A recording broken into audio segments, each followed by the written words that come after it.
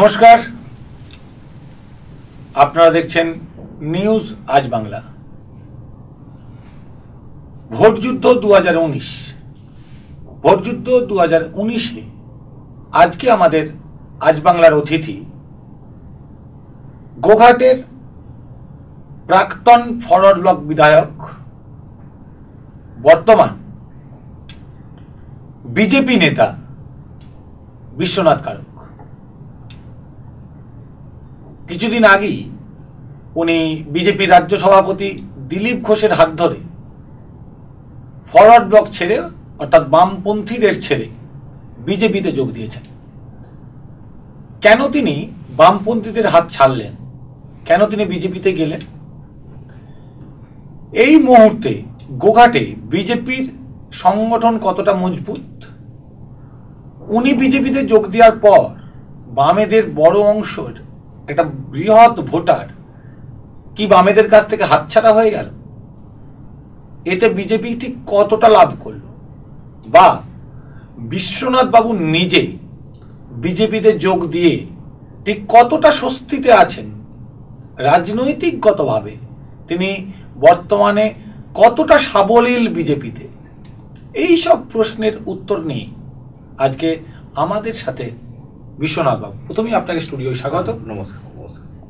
প্রথমেই যে কথা জিজ্ঞাসা করব, আপনি দীর্ঘদিন বাম আন্দোলনের সঙ্গে যুক্ত ছিলেন, বামফ্রন্টের রাজ্য কমিটির মেম্বার ছিলেন, আপনি বিধানসভার মুখ্য সচেতক ছিলেন। সেই হিসাবে বিশ্বনাথ কারক শুধু গোঘাটের বিধায়ক এমনটা নয়, রাজ্য রাজনীতিতেও তার একটা আলাদা প্রভাব ছিল বলেই মনে করা যায়, এবং সেটা ছিল বলেই আপনাকে বিধানসভার চিফ হুইপ করা হয়েছিল। বামেদের এত বড় একটা দায়িত্বে থেকে বামেদের দুর্দিনে আপনি বামপন্থীদের ছেড়ে চলে গেলেন। বামপন্থীরা বলছে আপনি সুবিধাবাদী রাজনীতিবিদ, বামেদের দুঃসময়ে সেই জন্যই ছেড়ে চলে গেছেন। অ্যাকচুয়ালি আমরা ছেড়ে চলে যাওয়ার কারণটা কি? আমি বলি, প্রথমে আমি আজকে আপনাদের এই আজ বাংলার চ্যানেলে এসেছি, যে প্রশ্নগুলো আমার কাছে উত্থাপন করা হয়েছে নিশ্চয়ই বলবো। তার সাথে আরামবাগ মহকুমাবাসীদের আমার পক্ষ থেকে তাদের আন্তরিক অভিনন্দন জানাচ্ছি এবং গুরুজনদের প্রণাম জানিয়েই আমি এই প্রশ্নগুলো উত্থাপন করার যে উত্তরগুলো আমি দেওয়ার চেষ্টা করছি। এটা আপনারা জানেন যে পশ্চিম বাংলায় 1977 সাল থেকে যখন বামফ্রন্ট সরকার ক্ষমতায় এসেছে এবং কংগ্রেস যে সরকার ছিলেন সেই কংগ্রেস সরকারকে হটিয়ে দিয়ে তারপরে বামফ্রন্ট সরকার যে পরিচালনা হয়েছে, 15 বছর বামফ্রন্ট সরকার তারা সঠিকভাবে পরিচালনা করেছে এবং গণতান্ত্রিক পদ্ধতিতে যে প্রক্রিয়া, মানুষের যে গণতান্ত্রিক অধিকার, যে ভোটাধিকার প্রয়োগ, সেটা কিন্তু 15 বছর পর্যন্ত বামফ্রন্ট সরকারের আমলে হয়েছে। মানে 34 বছরের মধ্যে মাত্র 15 বছর হয়েছে। তারপরে দেখা গেছে বামফ্রন্টের ভেতরে এবং বাইরে গোটা পশ্চিমবাংলায় মানুষের গণতান্ত্রিক যে অধিকার, যে ভোটাধিকার প্রয়োগের, তার একটা বিক্রিয়া ঘটেছে।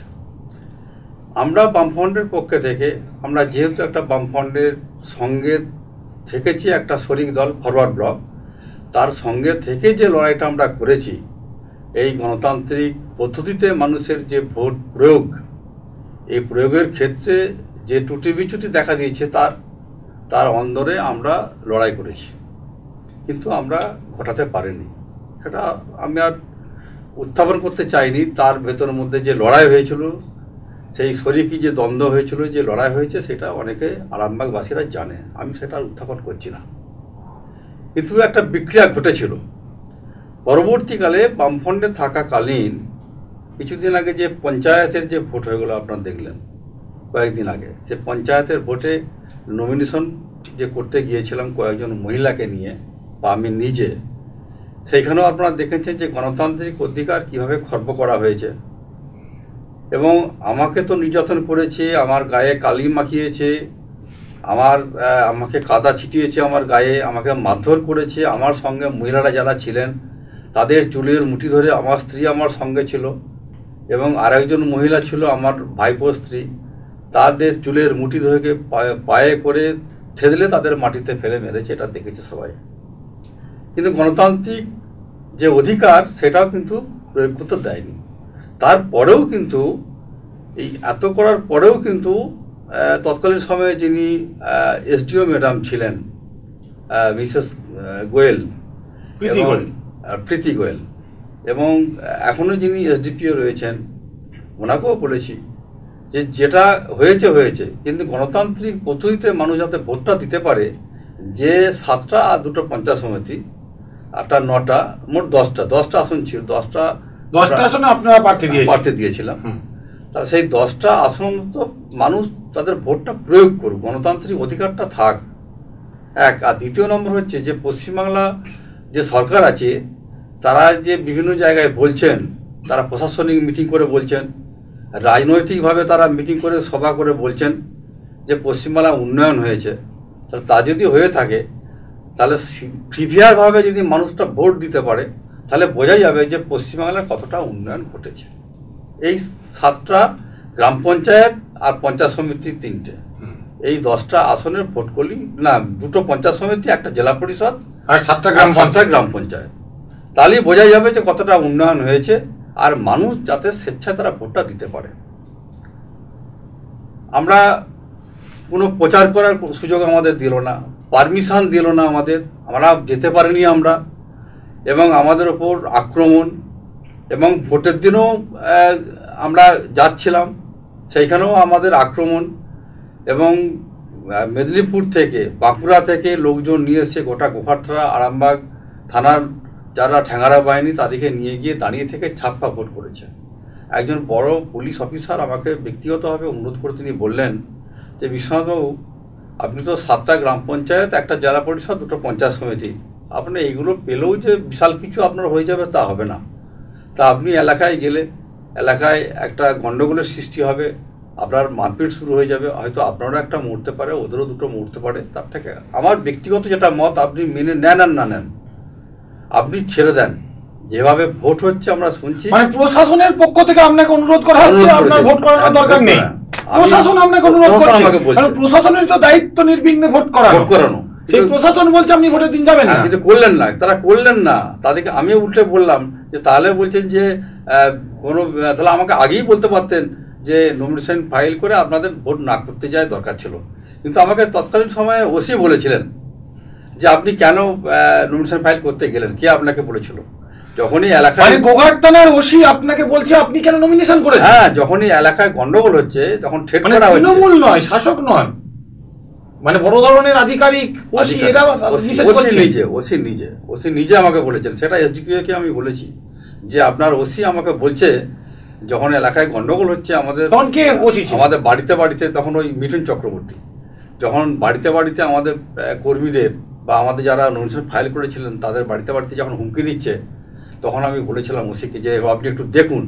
বলছে আপনাকে কে নমিনেশন ফাইল করতে বলেছিলেন? এই কথাটা কিন্তু আমি এসডিও সাহেবকে বলেছিলাম যে আপনার ওসি এই কথা বলছে। তা সত্ত্বেও ভোট হলো না। সেই জন্য এই যে গণতান্ত্রিক পদ্ধতিকে বজায় রাখার জন্য, যাতে শুনুন, একটা বিষয় হচ্ছে কি জানেন, মানে সেই জন্য আমি দল ছাড়লাম। একটা বিষয় হচ্ছে হ্যাঁ, গণতান্ত্রিক পদ্ধতিকে বজায় রাখার জন্য, গণতান্ত্রিক অধিকার মানুষ যাতে প্রয়োগ করতে পারে, সেই জন্য তার সংগ্রাম করার জন্য একটা রাজনৈতিক প্ল্যাটফর্ম করা দরকার। সেই জন্য সেটা আমরা মনে হলো বামেরা নয়, বিজেপির সঙ্গে এসে সেটা করব। কারণ এই জন্যই বামফ্রন্টের সঙ্গে আমি ছাড়লাম, এই জন্যই। আমি একটা উদাহরণ আপনাদের দিই, এটা সব থেকে সবাই জানবে। এই জন্যে যে 98 সালে ধরুন তৃণমূল জন্ম হলো, তখন পশ্চিমবাংলা আমাদের বামফ্রন্ট সরকার। তাহলে 98 সালে তৃণমূল জন্ম হলো, 13 বছর ক্ষমতায় আমাদের বামফ্রন্ট থাকাকালীন 11 সালে ভোট হলো, আমাদের বামফ্রন্ট সরকারটাকে তৃণমূল সরকার হটিয়ে দিল। সরকার থাকাকালীন জন্ম হলো, 13 বছরের মাথায় সেই তৃণমূল তারা হটিয়ে দিল বামফ্রন্টটাকে। তারপরে আবার 5 বছর সুযোগ ছিল, সেই জায়গায় আমাদের বামফ্রন্টগতভাবে অনেক আন্দোলন সংগ্রাম আমরা করতে পারতাম, কিন্তু সেই করে আমরা কুলিয়ে উঠতে পারলাম না, মানুষের কাছে আমরা যেতে পারলাম না। আবার 16 সালে যখন ভোট হলো, তখনই কিন্তু আমাদের এই বামফ্রন্ট সরকারকে জিততে দিল না। আপনি 11 নির্বাচনে, তারপরে দেখুন, 11 নির্বাচনে আপনি তো জিতেছিলেন। জিতেছিলাম আমি। জিতেছিলাম। আপনি 5 বছর ধরে কি করেছিলেন? আমি জিতেছিলাম কিন্তু আমার সরকারটা রইল না। আমি 5 বছরে যেটুকু এই তৃণমূল শাসককালে যেটুকু করার দরকার সেটুকু আমি করেছি। আমি নিশ্চয়ই আমি মানুষের স্বার্থে আমি কাজ করেছি। 16তে আমি প্রার্থী ছিলাম, কিন্তু সেখানে আমাকে কয়েকটা অঞ্চল, আমি যখন আপনার ধরুন বদনগঞ্জ 1-2, শ্যামবাজার এবং পশ্চিমপাড়া, এই কয়েকটা অঞ্চল আমাকে ঢুকতে দেওয়া হলো না, প্রচার করতে দেওয়া হলো না। ভোটের দিনে যখন আমি ঢুকলাম বহড়াশোলে বদনগঞ্জে, আমাকে ধরে সেখানে মারধর করা হলো এবং সেখানে আক্রমণ করা হলো, এবং সেটা সবাই দেখেছেন, সেটা পুলিশও জানে।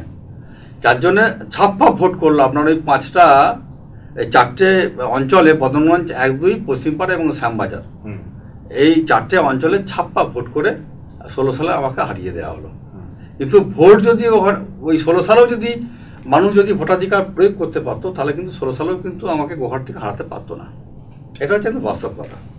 এবার আপনার বলি, তারপরে ধরুন 16 সালে হারালো, তার মাঝখানে এই যে বিজেপি নামক যে দল, তারা তো ছিল না, তারা আমাদের পশ্চিমবাংলায় ঢুকে গেল। আজকে মানুষ আশ্বস্ত করছে যে বিজেপি দলই সে গণতন্ত্র ফিরিয়ে আনতে পারবে, যে সরকার পশ্চিমবাংলায় চলছে তাকে হটিয়ে দিতে পারবে। এটা কেন মানুষের মনে হচ্ছে? কেন এটা বামফ্রন্ট পারল না? কেন বামফ্রন্ট তো অনেক সুযোগটা পেয়েছিল, বামফ্রন্ট পারল না কেন? সেই বামফ্রন্টের অন্দর থেকে অনেক আমি আলোচনা করার চেষ্টা করেছি, অনেক চ্যানেলেও আমি বলেছি বামফ্রন্ট কতভাবে আলোচনা করার চেষ্টা করেছি, ফরওয়ার্ড ব্লক কতভাবে আলোচনা করার চেষ্টা করেছি, যে একটি রাজনৈতিক দল তৃণমূল, তারা 13 বছরের মাথায় নতুন দল তৈরি করে বামফ্রন্টকে হটিয়ে দিতে পারলো, তারপরেও 5 বছরে বামফ্রন্ট আসতে পারলো না, কিন্তু তার মাঝখানে ঢুকে গেল বিজেপি নামক একটা দল, যে দলের পশ্চিমবাংলায় কোনো গন্ধ ছিল না। আর আজকে সেই বিজেপির উপরেই মানুষ নির্ভর করছে যে এই বিজেপি একমাত্র পারবে এই গণতন্ত্র যারা হত্যা করেছে তাদেরকে হটিয়ে দিতে। সেই জন্যেই এই গণতন্ত্রকে বজায় রাখার জন্যে আমি এই আরামবাগ সাব ডিভিশনের আমি যে আঘাতটা পেয়েছি নমিনেশন ফাইল করতে গিয়ে, সেই জন্য আমি একটা প্রতিশ্রুতিবদ্ধ হয়েছিলাম যে বিজেপির সঙ্গে যুক্ত হয়ে মানুষের গণতান্ত্রিক অধিকারটা যেমন তারা প্রয়োগ করতে পারে সেটা আমি দেখব। কারণ একটা আপনি দেখুন, শুনুন, একটা বলছি শুনুন, আমার একটা রাজনৈতিক অভিজ্ঞতায় বলছি। আমি তো দীর্ঘদিন 83 সাল থেকে জনপ্রতিনিধি, আমি একটা না, একেবারে 2003 পর্যন্ত, আপনার 1983 সাল থেকে জনপ্রতিনিধি, একবার গ্রাম পঞ্চায়েত শুরু করে পঞ্চায়েত সমিতি এবং এমএলএ পর্যন্ত, 2003 পর্যন্ত, আবার 11 থেকে 16 পর্যন্ত এমএলএ। আমার একটা অভিজ্ঞতা আমি বলছি সাধারণ মানুষের। সব রাজনৈতিক দলগুলো রয়েছেন, কোনো রাজনৈতিক দলের জন্য কোনো নেতৃত্ব যদি কোনো খারাপ কাজ করে, কোনো রাজনৈতিক দল যদি অসাংবিধানিক কাজ করে, তাহলে সাধারণ মানুষ তারা আগিয়ে এসে প্রতিবাদ করার ভাষাটা তাদের কাছে থাকে না। এবং ব্যক্তিগতভাবে যদি কোনো মানুষের উপর যদি কেউ আক্রমণ করে, কোনো রাজনৈতিক নেতৃত্ব, রাজনৈতিক ব্যক্তিত্ব, তাহলে সাধারণ মানুষের তার বিরুদ্ধে বলার কিছু থাকে না, কারণ বলতে গেলে তার প্রতি আঘাত আসবে। তার মনে মনে তার একটা অস্ত্র থাকে যে আমাকে একটা রাজনৈতিক দলের লোক আমাকে আঘাত করেছে, তার বিরুদ্ধে আমাকে লড়াই করতে গেলে আমি ভোটের সময় একটা যে ভোট দেবো তার বিরুদ্ধে, এইটাই মানুষের অধিকার থাকে। সেই অধিকারটাই আমাদের নেই। আর মানুষের অধিকার কি আছে? কথা বোঝা গেছে। একটা ভোট ছাড়া মানুষের কি অধিকার আছে? দীর্ঘ সময় ধরে দুটি বিষয় উত্থাপন করেছেন, আমার মনে হয়েছে সেই দুটি বিষয় নিয়ে আবার আপনার কাছে ফিরে যাব। প্রথমত হচ্ছে, আপনি ভেবেছেন যে বামপন্থীদের এই মুহূর্তে শাসককে হটানোর ক্ষমতা নেই, তুলনামূলকভাবে বিজেপির সেই ক্ষমতা আছে, গণতন্ত্রকে ফিরিয়ে আনবে। সেই কারণে আপনি মূলত তৃণমূলের আমানার প্রতি যে অত্যাচার সেটা ফিরিয়ে দেওয়ার জন্য আপনি বিজেপিতে গেছেন। Very good. রাজনীতিতে একটা কথা আছে, শত্রু শত্রু আমার মিত্র, এখানে কি এটারই প্রয়োগ বলছেন? না, এখানে শত্রু মিত্র বলে আমার কেউ নেই। কারণ এখানে একটা রাজনৈতিক একটা আমার যে ধারণা, আমার যে চিন্তা ভাবনা, সেটা হচ্ছে এটাই যে আমরা রাজনীতি মতো করব, সবাই আমরা প্রচার করব, সবাই বিরুদ্ধে আমরা বক্তব্য রাখবো, কিন্তু চায়ের দোকানে এক টেবিলে বসে আমরা চা খাবো, এইটাই হচ্ছে রাজনীতি। যে রাজনীতি আমি দেখেছি পৌল সেনের আমলে, বিজেপি এই রাজনীতিটা ফিরিয়ে আনবে। এটা মৃণাল ঘোষের আমি দেখেছি। মনে করেন বিজেপি এই রাজনীতিটা ফিরিয়ে আনবে? বিজেপি রাজনীতি নিশ্চয়ই ফিরে আসবে। এবং আমি আপনাদের এই চ্যানেলে বলে যাচ্ছি, আমরা সেই সুযোগ পেলে, সেই ক্ষমতা এলে আজকে যেমন একটা রাজনৈতিক দলকে একটা অন্য রাজনৈতিক দল যারা ক্ষমতা রয়েছে তারা যেমন আক্রমণ করছে, তাদের পার্টি অফিস বন্ধ করছে, রাজনৈতিক বিরোধী নেতাদের তারা মারধর করছে, বা যারা বিরোধী বক্তব্য রাখছে তাদের উপর আক্রমণ করছে, আমরা যদি কোনোদিন ক্ষমতায় আসি, আমরা যদি আসতে পারি, আমরা এমন একটা রাজনৈতিক পরিস্থিতি পরিকাঠামো গড়ে তুলব বিভিন্ন গোটা জায়গাতে বা পশ্চিমবাংলায়, বিশেষ করে আরামবাগ সাব ডিভিশনে, যে রাজনীতি যে যার সে তার করবে, এক টেবিলে বসে চা খাবে, যে যার বক্তব্য সে তার বলবে, কাকে আক্রমণ নয়, সমস্ত রাজনৈতিক দলের পার্টি অফিস খোলা থাকবে। বিজেপি যদি ক্ষমতায় আসে, বিশ্বনাথ বাবুর দাবি, তাহলে একদম একটা দারুণ গণতান্ত্রিক আবহাওয়া তৈরি হবে, যেখানে সমস্ত রাজনৈতিক দল তাদের মত প্রকাশ করবে, মত প্রকাশের স্বাধীনতা থাকবে, একদম ভোটেতে কোনো রকম কোনো গন্ডগোল হবে না, এটা দুর্দান্ত একটা পরিবেশ। পাশাপাশি বামেরা একটা কথা বারবার বলে, সেটা হচ্ছে ব্যক্তি শত্রুতা বা ব্যক্তিগত সমস্যা বা ব্যক্তিগত কোনো সমস্যার চেয়ে অনেক বড় দল। এটা তো আপনারা বলতেন, দীর্ঘদিন ধরে আমরা এই কথা শুনে এসেছি যে ব্যক্তির চেয়ে পার্টি বড়, বলতেন তো নাকি? হ্যাঁ, অবশ্যই অবশ্যই। মানে আপনি কি নিজেও বিশ্বাস করতেন সেই সময় যে ব্যক্তির চেয়ে পার্টি বড়? না, ব্যক্তির থেকে পার্টি তো বড়ই। আপনি আজও বিশ্বাস করেন? আজও বিশ্বাস করি ব্যক্তির থেকে পার্টি বড়, এবং ব্যক্তিত্ব কিছু থাকে, যেমন না, আপনি কি বিশ্বাস করেন ব্যক্তির চেয়ে পার্টি বড়? ব্যক্তির থেকে পার্টি অবশ্যই বড়। আপনি বিশ্বাস অবশ্যই বড়। তাহলে ব্যক্তি বিশ্বনাথ কারকের উপর আক্রমণ হলো, সেই বিশ্বনাথ কারক কেন এতদিনের একটা দল ছাড়ল? আমি তো একটা পার্টির পক্ষে গিয়েছিলাম বলেই তো আমার উপর আক্রমণ হলো। আমি তো আর ব্যক্তিগতভাবে আমি আর অন্যভাবে নমিনেশন ফাইল করতে যাইনি। একটা দলের তার প্রতীক চিহ্ন নিয়ে, সেই দল ছিল ফরওয়ার্ড ব্লক, তার প্রতীক চিহ্ন ছিল সিংহ, সেই দলের হয়ে আমি নমিনেশন ফাইল করতে গিয়েছিলাম পঞ্চায়েতে, সেই জন্য আমার উপর আক্রমণ হলো। এবং এটাও আপনারা জানেন যে এর আগে যে পঞ্চায়েতে নির্বাচন, 13তে যে পঞ্চায়েত নির্বাচন হলো, 13তে পঞ্চায়েত নির্বাচনে সব জায়গায় কিছু কিছু ভোট হলো, সারাতেও ভোট হয়েছিল। সাবরায় গ্রাম পঞ্চায়েতে আসন মোট হচ্ছে 13টা। ফরওয়ার্ড ব্লক কটা পেয়েছিল? 4টে নিয়েই কিন্তু সাবরা গ্রাম পঞ্চায়েতের প্রধান উপপ্রধান তৈরি হয়েছিল। কি করে হলো? তো আপনারা 4টে নিয়ে তো হলো, সাপোর্ট পেয়েছিলেন না? আমরা কারো সাপোর্ট পাইনি, আমরা 4টে নিয়েই, 13টার মধ্যে 4টে নিয়েই প্রধান উপপ্রধান তৈরি করেছিলাম। কারণ হচ্ছে একটা, সেটা তৃণমূলের মধ্যে গোষ্ঠীদ্বন্দ্ব ছিল। সাপোর্ট করে না, ওরা সাপোর্ট কেউ করেনি, ওদের গোষ্ঠীদ্বন্দ্ব ছিল, ওদের নিজেরা কন্টেস্ট করেছে, ওদের কেউ ভোট দেয়নি, কেউ চলে গেছে, তার মাঝখানে আমাদের 4টে ভোট পেয়ে আমরা প্রধান উপপ্রধান করেছি। এটাই হয়েছিল। এবং কয়েকটা বছর চালিয়েওছিলেন? চালিয়েছিল। আমার শেষকালে আমরা ইচ্ছা করে ছেড়ে দিলাম। আপনি নানান সমস্যার কারণে ধরে নিলাম আপনি বামেদের ছেড়ে গেছেন। আপনার যারা কর্মী সমর্থক ছিল, মানে ফরওয়ার্ড ব্লকের যারা কর্মী সমর্থক, তারা কি বিষয়টা অ্যাকসেপ্ট করেছে? শুনুন, আপনি তো একাই ঘুরছেন, এটা তো একদিনের নয়। আপনার পঞ্চায়েতের নির্বাচনের পর থেকে কুড়ে খেয়েছে আমাকে, যে গণতান্ত্রিক প্রক্রিয়াকে কিভাবে মানুষের মধ্যে নিয়ে যাব, এই গণতান্ত্রিক প্রক্রিয়ার মধ্য দিয়ে মানুষের ভোটাধিকার কিভাবে প্রয়োগ করবে, এটাকে আমাকে বারে বারে কুড়ে খেয়েছে। এমনকি একবার মনেও হয়েছিল আমাদের যে আমরা স্বামী স্ত্রী আমরা এসডি অফিসের কাছে গিয়ে যাব, এসডি অফিসে গিয়ে যে 7টা গ্রাম পঞ্চায়েতের ভোট হচ্ছে, সেই ভোটটা যদি সঠিকভাবে যদি না হয়, তাহলে সেখানে আমাদের নিজেদের গায়ে কেরোসিন ঢেলে আমরা আগুন দিয়ে বলেছিলাম। তা সেই জন্যই সেই দিন থেকে আমার মনে মনে আমার একটা এরকম ধারণা ছিল।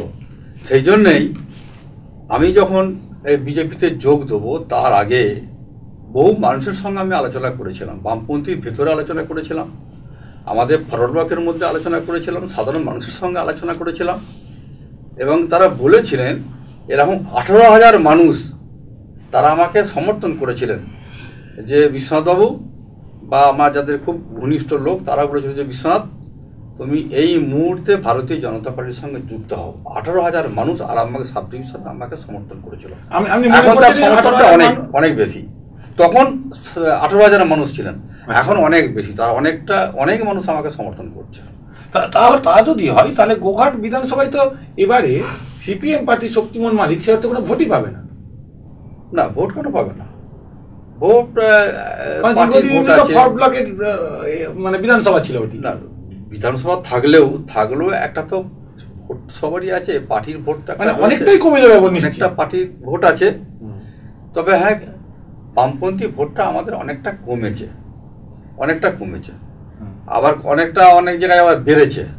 তা সেই মূলে এখন যে নির্বাচন, এই নির্বাচনে শুধু একটা দলই যেটা পারে যে সমস্ত দলকে পরাজিত করে তারা উইনার হতে, সেটা হচ্ছে ভারতীয় জনতা পার্টি। আপনি এই মুহূর্তে দাঁড়িয়ে বিজেপির কি পদে আছে? আমি বিজেপির আরামবাগ লোকসভা কেন্দ্রের মানে সহ-সংযোজক, মানে কো-কনভেনার, মানে এই নির্বাচন, এই নির্বাচনের। আপনি আপনার এলাকা ছাড়া আর কোথাও প্রচারে যাচ্ছেন? হ্যাঁ, সব জায়গাতেই যাচ্ছি। আরামবাগ লোকসভার যতটা এরিয়া আমাদের, সেই এরিয়া, যেমন আমি হরিপালের অবজারভার আছি, হরিপাল থানার। আর বাকি তো অন্যান্য আরামবাগ, গোঘাট বা খানাকুল বিভিন্ন জায়গায় যতটা পারি আমি যাচ্ছি। গোঘাটে আপনার কি দায়িত্ব আছে? গোঘাটে সবটাই আমাদের লোকসভার দায়িত্ব আছে আমাদের। গোঘাটে মূলত বেশিরভাগ লোকজন চেনা জানা, আরামবাগ থানার লোকজন চেনা জানা, পুরসুরোর অনেকটাই আমার চেনা জানা, খানাকুলের একটা অংশ আমার সঙ্গে চেনা জানা রয়েছে বা পরিচিতি আছে। সে সমস্ত লোকদের সঙ্গে যোগাযোগ করছি, যাচ্ছি, আমরা কথাবার্তা বলছি। কয়েকদিন আগে বালি অঞ্চলে একটা মিটিং করে এলাম, প্রায় 250-300 কর্মী নিয়ে। সেদিন আমাদের প্রার্থী গিয়েছিলেন, প্রচার করলেন। তাহলে বামপন্থী লোক কতজন ছিল? আপনি যা ছাড়ার পর সেই মিটিং এ বামপন্থী লোক কেমন ছিল? এখন তো বামপন্থী বলে কেউ আসেনি, এখন সবাই এসেছিল ভারতীয় জনতা পার্টি। কিন্তু আপনি তো চেনেন যে এরা বামেদের সঙ্গে ছিল, আপনাকে দেখে উদ্বুদ্ধ হয়ে বিজেপি। তৎকালীন সময়ে আমার সঙ্গে যারা ছিলেন তারা ম্যাক্সিমামটাই এখন এসেছে, বেশিরভাগটাই বামপন্থী থেকেও এসেছে, আবার তৃণমূল থেকেও তারা এসেছে। লোকগুলো তার নতুন করে কেউ আসেনি, অন্যান্য রাজনৈতিক দল থেকে ভেঙেই আমাদের এসেছে। তাতে করে পুরনো যারা ভারতীয় জনতা পার্টির সঙ্গে ছিলেন তাদেরও একটা অংশ ছিল, আর বামপন্থী এবং তৃণমূল তার থেকে ভেঙে এসেছেন। এবং তারাও যারা তৃণমূলের সঙ্গে রয়েছে তারাও বুঝেছেন, কারণ তাদেরও দলের মধ্যে তো গণতন্ত্র নেই, তা সেরকম একটা বড় অংশ আমাদের সঙ্গে এসেছে। এই ধরুন, আপনার দীর্ঘ রাজনৈতিক জীবনের সঙ্গে ওতপ্রোতভাবে জড়িত হাওড়ায় আপনাদের দলীয় কার্যালয়, যে পার্টি অফিস, দীর্ঘদিন ধরে সেই পার্টি অফিস আপনি ব্যবহার করেছেন? না, হাওড়া আমাদের এখন পার্টি অফিস তো নাই, ভারতীয় জনতা পার্টির পার্টি অফিস নেই। না, আপনাদের সময়কার যে পার্টি অফিস ছিল, তৎকালীন সময়ে যে পার্টি অফিস ছিল, সেই অফিস আপনি দীর্ঘদিন ব্যবহার করেছেন, মানে একদম আপনার রক্তে মিশে আছে ওই পার্টি অফিসের মাটি এক প্রকার। সেই পার্টি অফিস দীর্ঘদিন বন্ধ ছিল, আবার কয়েকদিন আগে বামপন্থীরা আবার খুলেছে। না, ফরওয়ার্ড ব্লকের পার্টি অফিস বন্ধ আছে এখন। মিস করেন না? খারাপ লাগে না? না, ফরওয়ার্ড ব্লকের পার্টি অফিস এখন বন্ধ আছে, সিপিআইএম এর পার্টি অফিসটা খুলেছে। আচ্ছা। এবং আমি ভারতীয় জনতা পার্টির যখন মিটিং করতে গিয়েছিলাম বালিতে, তখন আমি বক্তব্য রেখেছিলাম একটা, যে এই বক্তব্যটা যেটা আপনাদের কাছে বললাম, যে আমাদের সেই ক্ষমতায় যদি আসি, সেই সুযোগ যদি আমাদের থাকে, সমস্ত রাজনৈতিক দলের যে পার্টি অফিসগুলো রয়েছে পার্টি অফিসগুলো খোলা থাকবে, তাদের যে যা দলীয় পতাকা থাকবে, এবং যারা নেতৃত্ব তাদের প্রতি কেউ আক্রমণ করবে না। নির্বাচনের ক্ষেত্রে বা আন্দোলনের ক্ষেত্রে সে তার বিরুদ্ধে যে যা বলে বলুক, কিন্তু ব্যক্তিগতভাবে আক্রমণ কিছু নয়। দলীয়ভাবে সে যার বিরুদ্ধে বলার থাকে সে বলবে, কিন্তু সমস্ত পার্টি অফিস খোলা থাকবে, দলীয় পতাকা থাকবে। সেই জন্য করেন না যখন বাড়িতে যান, দেখেন পার্টি অফিসগুলি আপনার কার্যালয় বন্ধ হয়ে আছে, যে কার্যালয় আপনি নিজে হাতে একদিন সবসময় সঙ্গী ছিলেন, খারাপ লাগে না? এইটা খারাপ লাগবে কেন? এইটাই তো আরো ভালো। আমি যখন ফরওয়ার্ড ব্লকে ছিলাম, ফরওয়ার্ড ব্লকে থাকাকালীনই আমাদের ফরওয়ার্ড ব্লকের পার্টি অফিসটা দুবার বন্ধ করে দিয়েছিল, চাবি দিয়ে দিয়েছিল। একবার তপন দাশগুপ্তর সঙ্গে আলোচনা করে সেই পার্টি অফিস খুলেছিলাম, এবং আমাদের গোঘাটায় যিনি এমএলএ ছিলেন মনোজ মজুমদার, তার সঙ্গে আমার কথা হয়েছে। হওয়ার পর একবার খুলে দিয়েছিলেন, ওরা নিজেরাই খুলে দিয়েছিলেন। তার পরবর্তীকালে ওরা আবার একটা বন্ধ করেছিল, আমরা নিজেরা খুলেছিলাম আমাদের সংগঠন দিয়ে। পরবর্তী শেষে যখন এই পঞ্চায়েতের নির্বাচনে ওরা বন্ধ করলেন, আমি আর সেটা খুলিনি। আমি তখনই প্রতিশ্রুতি নিয়েছিলাম যে বামফ্রন্টগতভাবে ফরওয়ার্ড ব্লকও যদি আমরা করতে যদি না দেয় একটা ছোট দল, আর বামফ্রন্টগতভাবে যদি আমাদেরকে যদি করতে না দেয়, কোনো সংগ্রাম বা কোনো আন্দোলন করতে না দেয়, তাহলে আমাদের মতো লোক আমার মনে হয় যে একটা অন্য রাজনৈতিক দলে যাওয়াই দরকার। সেই জন্য আমরা বেছে নিয়েছিলাম ভারতীয় জনতা পার্টি। ভালো করেছেন। এই আজকের যেটা দাঁড়িয়ে বলছি যে একটা সময় দীর্ঘ দীর্ঘ দীর্ঘ সময় ধরে বিশ্বনাথ কারক যখন বামপন্থী আন্দোলন করেছেন, তখন দিনের পর দিন একটা স্লোগান আমরা বামপন্থীরা তুলতেন, আজকের বামপন্থীরাও তোলে, সেটা হচ্ছে বিজেপি একটি চরম সাম্প্রদায়িক দল। আপনিও বলেছেন বহুবার, আপনারা সবাই বলেছেন বামপন্থীরা। আজকে আপনি সেই দলের একজন সক্রিয় সদস্য, আপনি ভেতরে ঢুকে কি দেখছেন? আচ্ছা, বিজেপি সাম্প্রদায়িক দল, এটা আমরা যেখানে যা বলি না কেন, এটা আমাদের নিজেদের স্বার্থে আমরা বলি, বা অন্যান্য রাজনৈতিক দলগুলো যেগুলো বলছে তাদের রাজনৈতিক স্বার্থে বলছে। আচ্ছা, আপনাদের কাছে একটা প্রশ্ন করি, বিজেপি যদি সাম্প্রদায়িক দল হবে, আমাদের ভারতবর্ষটা কি না ধর্ম নিরপেক্ষ রাষ্ট্র? তাহলে ধর্ম নিরপেক্ষ যদি রাষ্ট্র যদি হয়, তার জন্য ভারতবর্ষটা ভাগ হয়েছিল আপনার বাংলাদেশ এবং পাকিস্তান, আর ভারতবর্ষটা আমাদের ধর্ম নিরপেক্ষ রাষ্ট্র। তাহলে যদি ধর্ম নিরপেক্ষ রাষ্ট্র হয়, একজন সাম্প্রদায়িক দল, আজকে নরেন্দ্র মোদীর নেতৃত্বে যে সরকার চলছে, সেই সাম্প্রদায়িক দল ক্ষমতায় থাকতে পারে কি? কিন্তু আমরা অভিযোগ করিনি, এই অভিযোগ তো বামপন্থীরা দীর্ঘদিন ধরে করেছে। আর ইতিহাসটা যদি কেউ যদি জানে, কারণ আমি এই অল্প দিনে আগেও আমি সমস্ত রাজনৈতিক দলের আমি সমস্ত তাদের গঠনতন্ত্র, তাদের কর্মসূচি পড়াশোনা করেছি, এবং বিশেষ করে আমি তাদের এই নির্বাচনের যে ম্যানিফেস্টো যে বেরোয় সেইগুলো আমি ভালো করে পড়ি, এবং সমস্ত রাজনৈতিক দলের তার জন্মসূত্র আমি বলে দিতে পারবো।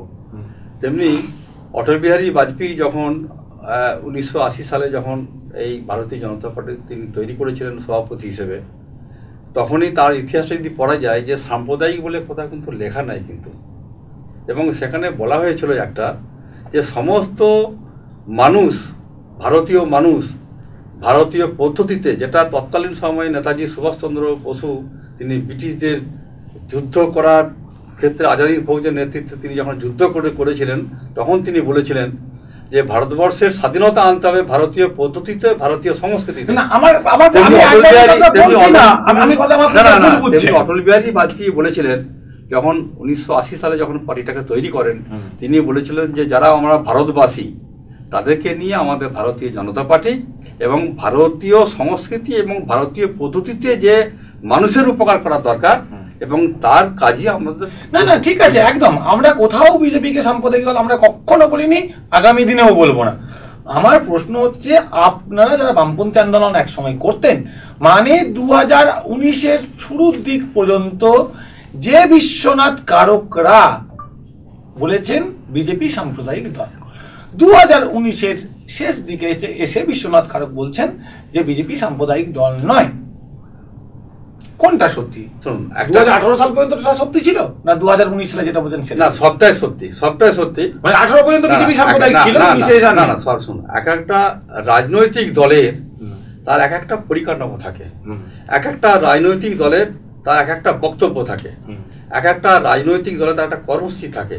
তাহলে আমি যে রাজনৈতিক দলে আমি ছিলাম, তার কর্মসূচি, তার পরিকাঠামো, তার চিন্তা ভাবনাটা মানুষের কাছে আমি বিচরণ করেছি। যদি আমার মুখ থেকে যদি বেরিয়ে থাকে তাহলে আমি করেছি। মানে আপনি যেটা বিশ্বাস করেন না সেটাও বলেছেন? না, যেটা আমি বিশ্বাস করি কি করি না আমি সেটা বলবো কেন, যেটা বাস্তব সেটা আমি বলি। আমি ধরুন এখন আমি একটা বাড়িতে ছিলাম, তার বাড়ির একটা পরিকাঠামো ছিল, সেই বাড়ির মধ্যে যেভাবে আমার রান্না করার দরকার, কোনখানে আমি থাকবো, কোনখানে আমার জামা কাপড় থাকবে, তার যেমন একটা পরিকাঠামো থাকা দরকার, তেমনি আমি আবার অন্য ঘরে যখন চেঞ্জ হয়েছি তার একটা পরিকাঠামো রয়েছে। তেমনি একটা রাজনৈতিক দলের একটা পরিকাঠামো থাকে, তার সঙ্গে থেকে যেটা বলার দরকার বলেছি। বাবু একটা কথা বলি, মিথ্যে কিছু নেই। না মানে বামপন্থীদের মধ্যে বামপন্থীরা সবসময় বলেন যে আদর্শের জন্য প্রাণ পর্যন্ত দেওয়া যায়। আমি বলি বামপন্থীদের আদর্শ বোধ আছে, এতদিন আমরা সেটাই জানতাম। তারা যেটা বলে সেটা তারা অন্তর থেকে বিশ্বাস করেন বা উপলব্ধি করেন বলেই বলে। না, আমি বলছি মুখ্যমন্ত্রী এখন তিনি বক্তব্য বলেন, তিনি বলেন যে আমাদের ভারতবর্ষের যিনি প্রধানমন্ত্রী তিনি শিক্ষিত, তিনি কিছু জানেন না, তিনি চাওয়ালা, তিনি চা বিক্রি, তার মধ্যে আবার কি আমাদের ভারতবর্ষ বলার মধ্যে থাকে কি? অতএব যা খুশি বলতে মানে রাজনীতিবিদদের মানে কখনো কখনো এই ধরনের পরিবর্তন মানুষ বিচার করে নেবে যে আমি সত্যি বলছি কি খারাপ বলছি। আচ্ছা, একদম আমাকে বোঝাতে হবে। আমরা যে অনুষ্ঠানে আছি, ভোট যুদ্ধ 2019, আমরা ফিরে আসি সেই যুদ্ধক্ষেত্রে, ভোট যুদ্ধক্ষেত্রে। এবারে আপনি যখন সিপিআইএম এই ফরওয়ার্ড ব্লক ছাড়লেন, ছেড়ে বিজেপিতে যোগ দিলেন, তখন গোটা আরামবাগ লোকসভা জুড়ে শোনা যাচ্ছিল বিজেপির আরামবাগ লোকসভায় সম্ভাব্য প্রার্থী বিশ্বনাথ কারক। এবং যখন বিজেপির প্রার্থী তালিকা ঘোষণা হচ্ছে তার একদিন বা দুদিন আগে পর্যন্ত আমাদের কাছে যা খবর, বিশ্বনাথ কারক নামটি চূড়ান্ত ছিল। সম্ভবত খুব সম্ভবত বিশ্বনাথ কারকই বিজেপির প্রার্থী হচ্ছেন আরামবাগ লোকসভা। কিন্তু শেষ মুহূর্তে দেখা গেল যে না, বিশ্বনাথ কারক নয়, তপন রায় বিজেপি প্রার্থী। আপনি নিজে কি কোথাও আশা করেছিলেন যে আপনি প্রার্থী হচ্ছেন? না, শুনুন, আমি আপনাদের প্রথমে আমি বলেছি যে আমি এই ভারতীয় জনতা পার্টির সঙ্গে যুক্ত হয়েছি মানুষের গণতান্ত্রিক অধিকারকে ফিরিয়ে দেওয়ার জন্য, গণতান্ত্রিক আন্দোলনকে বজায় রাখার জন্য, তার আন্দোলন করার জন্য। কোনো পদের জন্য নয়। আমি কোনো পদের জন্যে বা কোনো রাজনৈতিকভাবে কোনো নির্বাচনে দাঁড়ানোর জন্য আমি আসিনি। আমি একটা ছোট তথ্য দিই আপনাকে। আমি নির্বাচনে এটা বলে দাঁড়ানোর জন্য আমি ছোট তথ্য দেব। যতগুলি হেভিওয়েট বিভিন্ন দল থেকে নির্বাচন পাক মুহূর্তে, নির্বাচনের কিছুদিন আগে বিজেপিতে গেছেন। আমি নাম বলি, সৌমিত্র খাঁ তৃণমূল ছেড়ে গেছে, ভোটে দাঁড়িয়েছেন। আপনার দলের খগেন বাবু, তিনি দল ছেড়েছেন, তিনি টিকিট পেয়েছেন। অর্জুন সিং টিকিট পেয়েছেন। বোলপুরের অনুপম হাজরা আছে, তিনি টিকিট পেয়েছেন। মোটামুটি যারা হেভিওয়েট, যারা দল ছেড়েছে, তারা প্রত্যেকে টিকিট পেয়েছেন। বিশ্বনাথ কারক বিধানসভার চিফ হুইপ, সেই মানুষটা আশাই করলো না যে তিনি টিকিট পাবেন। না, আমি প্রার্থী হওয়ার জন্য কোনোদিন আবেদনও করিনি, আর প্রার্থীর জন্য কোনো রকম বায়োডাটাও জমা দিইনি। কারণ আমার সেই আকাঙ্ক্ষাটা নেই যে আমাকে প্রার্থী করতে হবে। আমার নিয়ম হচ্ছে যে আমাকে অনেক ভারতীয় জনতা পার্টির অনেক নেতৃত্ব আমাকে বলেছিলেন, বিশ্বনাথ তুমি একটা আবেদন করেছো, তুমি বায়োডাটা জমা দিয়েছো। এমন বায়োডাটা জমা দিতে হবে নাকি প্রার্থী হওয়ার জন্য, বা আবেদন করতে হবে নাকি যে আমি প্রার্থী হবো বলে? তো এরকম মানসিকতা আমার নেই, আর এরকম নিয়মও কিছু আছে বলে আমার জানা নেই, আর এরকম হওয়াটা উচিত নয়। প্রার্থী ঠিক করবে কেন্দ্র এবং রাজ্য নেতৃত্ব, তারা ঠিক করবে তারা যাকে প্রার্থী করবে। আর আমার নিজস্ব বক্তব্য হচ্ছে যে আমাদের প্রার্থী যেই হোক, তারা হয়তো আলোচনা করেছিল, সেটা আমার কাছে অনেকটা সৌভাগ্য যে আমি নতুন আসার পরে আমাকে নিয়ে প্রার্থীর একটা যে চিন্তাভাবনা পরিকল্পনা করেছিল, এইটা জানবো যে এইটা আমার ক্ষেত্রে অনেক অনেক আমার একটা পাওনা। কিন্তু আমাকে যে প্রার্থী করতে হবে, আমি নির্বাচনে দাঁড়াবো, এই আকাঙ্ক্ষা আমার নেই। আমাদের আরামবাগ লোকসভা কেন্দ্রে যাকেই প্রার্থী করা হোক আমার কোনো আপত্তি কিছু নেই। আমাদের জেলা যিনি আমাদের সাংগঠনিক সভাপতি, তিনি আমাকে ফোন করেছেন যে বিশ্বাসবাবু এরকম একটা প্রার্থী নিয়ে একটা এরকম আলোচনা হচ্ছে। আমি বললাম যেটা ভালো হয় সেটা করবেন। উদ্দেশ্য হচ্ছে যে তৃণমূলকে আরামবাগ থেকে হারাতে হবে, কারণ তৃণমূলকে না হারাতে পারলে মানুষের গণতান্ত্রিক যে অধিকার, সে অধিকারটা থাকবে না। যেটা ভালো হবে সেটা আমি আছি তার পক্ষে। বিশ্বনাথবাবু, আপনি যে দলে ছিলেন, মানে যে জোট সরকারের, আপনি তো আপনারাও তো একটা জোটে ছিলেন, বামফ্রন্টের একটা বড় অনেকগুলি দলের জোট, দীর্ঘদিনের জোট। আপনার একটা স্ট্রাকচারের মধ্যে ছিলেন, তার বিভিন্ন ধাপ আছে, পার্টি মেম্বারশিপ দেওয়া থেকে একটা দীর্ঘ প্রক্রিয়া আছে পার্টির মধ্যে। যে দলে আছে না, এই দল, তাদের গঠনতন্ত্র, তাদের সিস্টেম, সেখানে মানিয়ে নিতে কি কোথাও অসুবিধা হচ্ছে? না, কিচ্ছু অসুবিধা নেই। আপনার বামপন্থী দলের যে পরিকাঠামো ছিল, তার যে স্ট্রাকচার ছিল, সেই স্ট্রাকচারটা মানুষের কাছে যাওয়ার ক্ষেত্রে একটু সহজ সরল ছিল, পরিশ্রমটা একটু কম করতে হতো। আর ভারতীয় জনতা পার্টির যে স্ট্রাকচারটা রয়েছে, সেইটা খুব সহজ সরল না হলেও একটু পরিশ্রম করতে হবে। অতএব স্ট্রাকচারটা একটু কঠিন বলে যদি কারো মনে হয়, সেইটাকে যারা নেতৃত্ব, তাদেরকে সহজ হবে, তাদের মানুষের কাছে বুঝিয়ে দিতে হবে। এইটা হচ্ছে তফাৎ। মানে একটু বেশি জানতে হবে, বেশি পরিশ্রম করতে হবে। দীর্ঘদিন বিধানসভায় গেছেন, প্রচুর মানুষের সাথে আপনি মিশেছেন। বিজেপির অনেকেই সেই সময় থেকেই আপনার ঘনিষ্ঠ, মানে যারা তখন মেম্বার ছিল, আপনি তাদের সঙ্গে একজন ছিল সম্ভবত শ্রমিক ভট্টাচার্য। আপনি বিজেপিতে যোগ দেওয়ার পর মুকুল বাবু বা শ্রমিক বাবু বা দিলীপ বাবু, এদের সঙ্গে না কথা হয়? না, শুনুন, শ্রমিক বাবুর সঙ্গে আমার অনেকদিনই পরিচিতি, কারণ তিনি একজন এমএলএ ছিলেন। আমি যেহেতু বিধানসভার অপোজিশন চিফ হুইপ ছিলাম, তেমনি বিরোধীদের যে বক্তব্য, তার টাইমগুলো কিন্তু আমি ঠিক করতাম, যে কে কত মিনিট বলবে। মানে যে যার যেরকম যে দলের সদস্য তারা তত মিনিট ভাগ করে করে সে টাইমটা পায়। শফিকবাবু ছিলেন তিনি বিরোধী পক্ষের একজন বিধায়ক, তা তিনি টাইম মতো হিসাব মতো টাইম অনুযায়ী তিনি পান, মানে যখন যখন টাইম পান তিনি 1 ঘন্টা যদি আমরা টাইম পাই টোটাল, তাহলে তিনি 3 থেকে 4 মিনিট বক্তব্য বলার একটা সুযোগ পাই। তা তিনি একজন, কিন্তু শফিকবাবু ভালো বলতেন, তিনি আমাকে বলতেন যে বিশ্বনাথবাবু আমাকে একটু টাইম করে দিতে হবে। তা তাকে একটা টাইম করে দিতাম। সেটা হচ্ছে যে বক্তব্যগুলো বিরোধী হিসাবে তিনি তো বলবেন, আর আমি বিরোধী পক্ষে চিফ হই, তাকে আমাদের যে সমস্ত বক্তারা থাকতেন কেউ যদি না বলতো সেই টাইমটা শফিকবাবুকে দিতাম। আবার আমাদের অনেক বক্তা তিনি হয়তো দেখা যাবেন তাকে 15 মিনিট তিনি বলবেন, তিনি বললেন যে না আমি 14 মিনিট বলবো কি 10 মিনিট বলবো, বাকি টাইমটা শফিকবাবুকে দেওয়া হতো। সেই থেকেই শফিকবাবুর সঙ্গে পরিচিতি। আর তারপরেও 16 সালের নির্বাচনের পরেও বিধানসভায় গেছি, শফিকবাবুর সঙ্গে যোগাযোগ হয়েছে, কিন্তু কোনোদিনও শফিকবাবু আমাকে বলতেন না যে আমাদের সঙ্গে আসতে হবে। আপনি মানে কার সাথে কথা বলে এলেন? আমার সঙ্গে যোগাযোগ শফিকবাবুর সঙ্গে, দিলীপবাবুর সঙ্গে যোগাযোগ বিধানসভাতেই। আচ্ছা, সেইখানেই আমার যোগাযোগ। যখন পঞ্চায়েতে নির্বাচনকে কেন্দ্র করে যে ঘটনা আমার উপর ঘটলো, সেই ঘটনার ওরা খোঁজ খবর আমাকে নিয়েছে, আমার খোঁজ খবর নিয়েছে, আমার শারীরিক অবস্থার সম্পর্কে জেনেছে, আমার পরিবারের সম্পর্কে। আপনি প্রস্তাব দিয়েছিলেন না ওনারা আপনাকে প্রস্তাব দিয়েছিল? না, ওখান থেকে প্রস্তাবটা আমার কাছে এসেছিল, আমাকে এসেছিল, আমি বলেছিলাম আমি ভেবে দেখবো। সেটা অনেক পরে, মানে যোগাযোগ হয়ে যাওয়ার পরে, যখন শফিকবাবুর সঙ্গে আমার যোগাযোগ হয় বা দিলীপবাবুর সঙ্গে যখন আমার যোগাযোগ হয় তখন অনেক পরে, বা মুকুলের সঙ্গেও আমার যখন যোগাযোগ হয় অনেক পরে প্রস্তাবটা আমার কাছে এসেছে। আমাকে ওনারা বলেছেন যে আসতেই হবে কি এই মুহূর্তে আমাদের সঙ্গে যুক্ত হতে হবে। আমাকে বলেছিলেন ওনারা যে আপনি ভেবে দেখুন।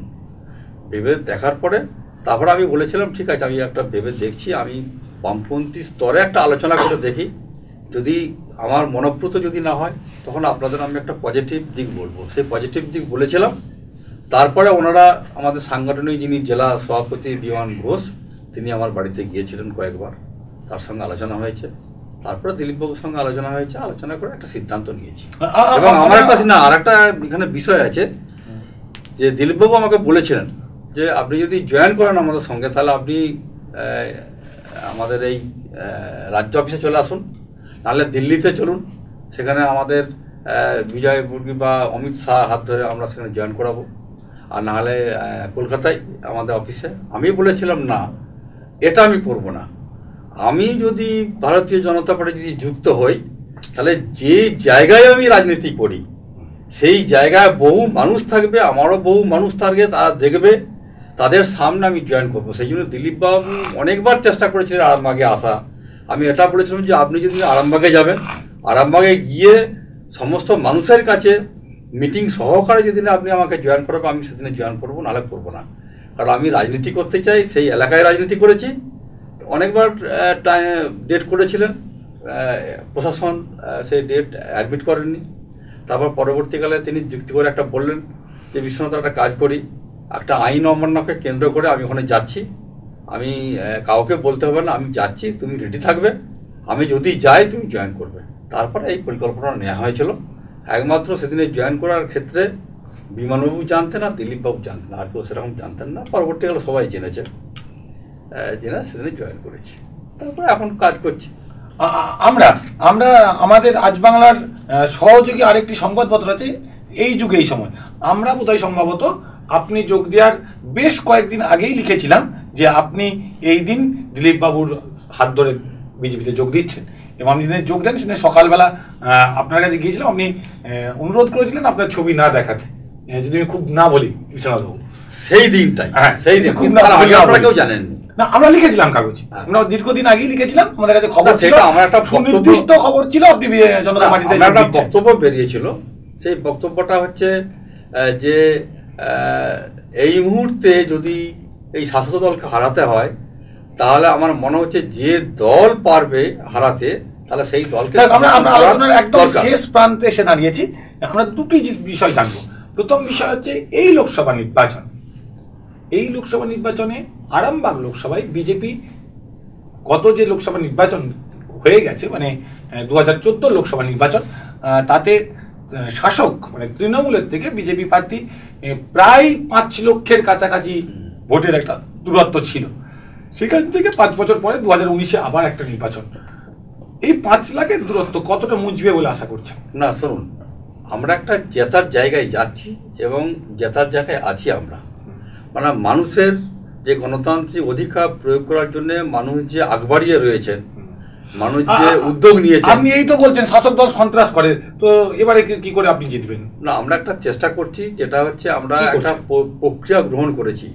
নিচু স্তরেতে আমাদের সংগঠনটা অনেকটা আমরা নামাতে পেরেছি এবং গতবারে যেহেতু বিভিন্ন বুথে লোক ছিল না, এবারে আমরা অনেকটা বুথে আমরা মানে বুথের ওই 3-4টে লোক দিয়ে ভোট করানো যায় না। তার সঙ্গে কেন্দ্র বাহিনী থাকবে, যেটা আমরা প্রস্তাব দিয়েছি। মানে 11 তারিখ নির্বাচন আছে 2টি লোকসভা কেন্দ্রে, কোথায় কেন্দ্রীয় বাহিনী কটা বুথে আছে আপনি বলুন, তথ্য বলুন। তার জন্য তো একটা আন্দোলন চলছে, আমাদের প্রার্থীরা যাচ্ছেন, তারা নির্বাচন কমিশনের কাছে যাচ্ছেন, তারা বলছেন, একটা আন্দোলন চলছে। আপনারা এখন তো 3 দিন দেরি আছে। মানে নতুন করে আধা সামরিক বাহিনী আসবে বলছেন? নতুন করে আধা বাহিনী আসার মানে যে বাহিনী পাঠাবার কথা, সেই বাহিনী পাঠাবার এখনো সময় আছে আমাদের ক্ষেত্রে, আরামবাগের ক্ষেত্রে। কিন্তু 2টো লোকসভা তো আধা সামরিক বাহিনী দিয়ে গোটা পশ্চিমবাংলার ভোট প্রক্রিয়াটা পরিচালনা করার যে পদ্ধতি, সেটা নির্বাচন কমিশন গ্রহণ করেছে। এবং যে সমস্ত আপনি দেখবেন যে পশ্চিমবাংলায় যে গণতান্ত্রিক অধিকার মানুষ প্রয়োগ করতে পারে না, এটা রাজনৈতিক দলগুলো শুধু বলছে না, যারা সরকারি যারা কর্মচারী তারাও কিন্তু বলছে। আজকে যখন তারা বিভিন্ন জায়গায় তারা যখন আমি বহুদিনের রাজনীতিবিদ, আপনি একটা কথা বলুন, 2011 নির্বাচন আপনি দেখেছেন 2011 নির্বাচন 2011 নির্বাচনে তৃণমূলের সঙ্গে তৎকালীন কেন্দ্রে যে সরকার ছিল কংগ্রেস, তাদের আঁতাত ছিল, জোট ছিল, কিভাবে নির্বাচন হয়েছে আপনি দেখেছেন। আবার আজকের ডেটে আপনার দল কেন্দ্রে ক্ষমতায় ছিল, নির্বাচন শুরু হচ্ছে আর 2 দিন বাকি, যা দেখা যাচ্ছে মোটামুটি 40% বা 50% বুথে আধা সামরিক বাহিনী থাকবে, তার বেশি বুথে থাকবে না।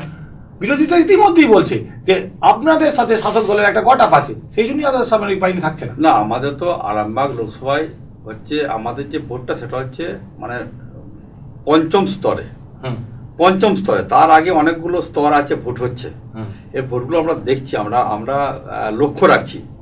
আমরা আগামী পরশুদিনে যে ভোটটা হবে কোচবিহার আর আপনার ওই উত্তরবঙ্গে ইয়েতে আপনার ওই আলিপুরদুয়ারে, সেই ভোটটাও আমরা লক্ষ্য রাখছি।